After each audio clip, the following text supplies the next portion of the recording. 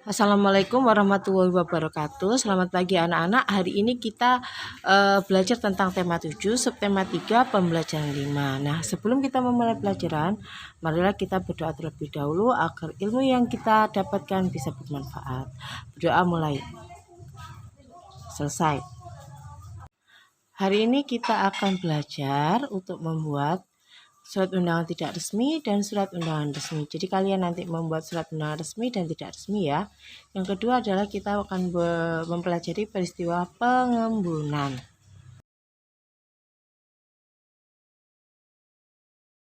Ini kita akan belajar pada tema 7, peristiwa dalam kehidupan, subtema 3, peristiwa mengisi kemerdekaan, dan kita sampai pada pembelajaran kelima dan 6. Sahabat cerdas, sebelum kita mulai pembelajaran kita, jangan lupa untuk berdoa terlebih dahulu. Pada pembelajaran sebelumnya, kamu telah belajar membuat surat undangan resmi. Kali ini, kamu akan membuat sebuah surat undangan yang dipadukan dengan motif seni lukis daerah. Sahabat cerdas, masih ingatkah kamu apa itu undangan setengah resmi? Undangan setengah resmi adalah undangan yang mengatasnamakan perorangan yang ditujukan ke perorangan maupun instansi atau organisasi. Sahabat cerdas, tentu kamu juga masih ingat arti dan ciri seni lukis daerah. Seni lukis adalah seni menggambarkan objek-objek berupa pemandangan alam, tumbuhan, binatang, manusia, benda di alam untuk menimbulkan perasaan keindahan. Seni lukis daerah mengandung nilai-nilai budaya yang berkembang di suatu daerah. Ciri-ciri seni lukis daerah antara lain: pertama, sesuai dengan budaya daerah. Kedua, biasanya menggunakan pewarna alam. Ketiga, bahan dan teknik lukis berbeda-beda tiap daerahnya. Keempat, menampilkan ciri khas daerah. Sahabat cerdas, cobalah membuat surat undangan setengah resmi dengan dihiasi lukisan daerah. Tema surat undangan yang dapat kamu pilih antara lain sebagai berikut. Pertama, pertunjukan kesenian. Kedua, pentas seni. Ketiga, peringatan HUT Kemerdekaan Indonesia. Keempat, perlombaan olahraga. Dan yang kelima, kerja bakti. Kamu dapat mengamati contoh surat undangan berikut ini.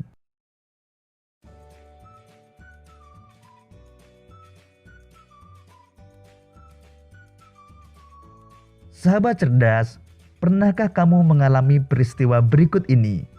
Pada saat meminum segelas air es, kamu akan menjumpai adanya titik-titik air di bagian luar gelas yang berisi air es tersebut.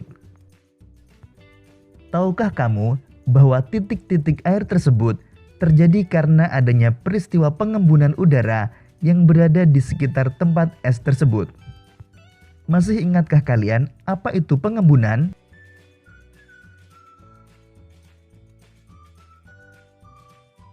Pengembunan atau mengembun adalah peristiwa perubahan wujud benda gas menjadi benda cair. Pada waktu gas mengembun, gas melepaskan kalor karena terjadi penurunan suhu di sekitarnya. Jadi, adanya titik-titik air di bagian luar gelas yang berisi es terjadi karena udara di sekeliling gelas melepaskan kalor atau panas kepada es di dalam gelas. Hal tersebut terjadi karena suhu udara di luar gelas lebih tinggi dibandingkan dengan suhu es di dalam gelas. Peristiwa pengembunan lain yang sering kita jumpai yaitu ketika pada pagi hari kita melihat adanya titik-titik air di dedaunan. Sikap kepahlawanan dan patriotisme tidak hanya dibutuhkan dalam meraih cita-cita kemerdekaan bangsa, namun juga dibutuhkan dalam mengisi kemerdekaan. Sahabat cerdas, berbagai peristiwa dari masa penjajahan, pergerakan dan kebangkitan nasional, proklamasi kemerdekaan, dan usaha mempertahankan kedaulatan bangsa dan negara telah melahirkan banyak pejuang dan pahlawan bagi bangsa kita. Jasa mereka begitu besar. kita pun harus menghargainya. Bangsa yang besar adalah bangsa yang bisa menghargai jasa para pahlawan. Pepatah itu mengingatkan kita untuk selalu menghargai jasa para pahlawan. Para pahlawan telah berjuang dengan mengorbankan harta, benda, jiwa, bahkan nyawanya untuk meraih kemerdekaan seperti yang sekarang ini kita nikmati. Berkat pengorbanan dan pengabdiannya, bangsa kita bisa terlepas dari penjajahan dan menjadi negara yang merdeka, bebas dan berdaulat. Sahabat cerdas, sebagai generasi penerus bangsa, kamu berkewajiban melanjutkan perjuangan pahlawan sebagai pahlawan pembangunan, mewujudkan bangsa Indonesia yang sejahtera, aman, damai, tertib, tentram, dan bahagia. Dengan demikian, kamu telah turut menghargai jasa para pahlawan. Untuk menjadi pahlawan pembangunan, kamu dapat menerapkan nilai-nilai kepahlawanan yang telah ditunjukkan para pahlawan. Berikut nilai-nilai kepahlawanan yang dapat kamu terapkan dalam kehidupan sehari-harimu. Pertama, rela berkorban. Sikap rela berkorban adalah sikap yang lebih mementingkan kepentingan bersama di atas kepentingan pribadi. Kedua, berjiwa besar. Berjiwa besar adalah sikap yang mau menerima segala yang terjadi dengan penuh kesabaran dan keikhlasan. Berjiwa besar dapat diwujudkan dengan mau menerima kekalahan dengan ikhlas, meminta maaf, dan memberi maaf.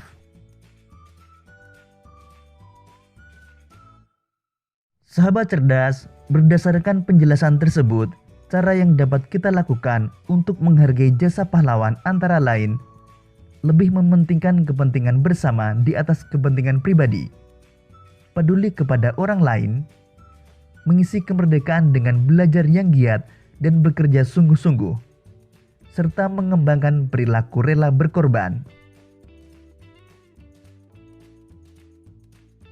Sahabat cerdas, sikap yang juga mencerminkan nilai-nilai kepahlawanan adalah cinta tanah air. Sikap cinta tanah air dapat diwujudkan dengan berbagai cara. Salah satunya, mengembangkan dan melestarikan budaya bangsa. Unsur budaya bangsa yang dapat kamu pelajari dan kamu kembangkan adalah seni lukis daerah.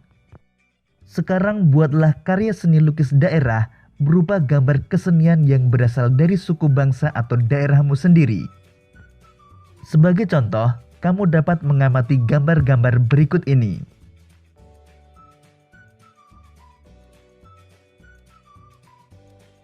Demikian tadi sahabat cerdas, pembelajaran kita pada tema 7, subtema 3, pembelajaran kelima dan 6.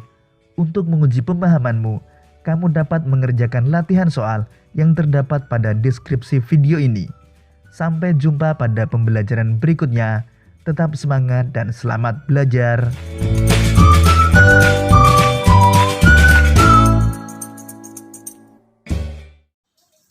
Nah, setelah mengetahui perbedaan antara surat resmi dan tidak resmi, sekarang buatlah sebuah surat undangan resmi dan sebuah surat undangan tidak resmi. Kemudian tunjukkan bagian-bagian dari surat tersebut.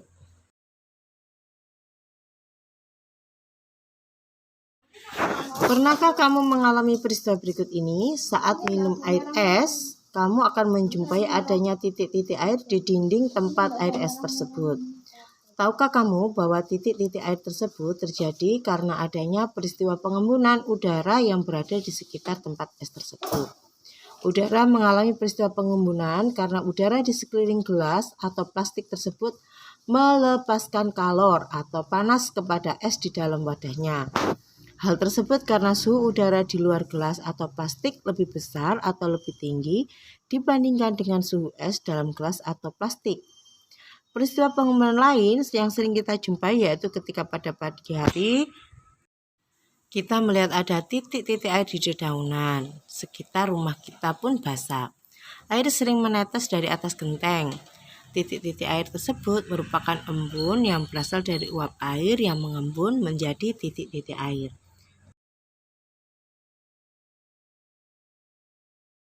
Nah, anak-anak, untuk mengetahui peristiwa pengembunan, lakukanlah percobaan di bawah ini, ya.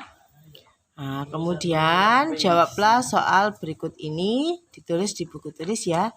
Sekian dari saya. Wassalamualaikum warahmatullahi wabarakatuh.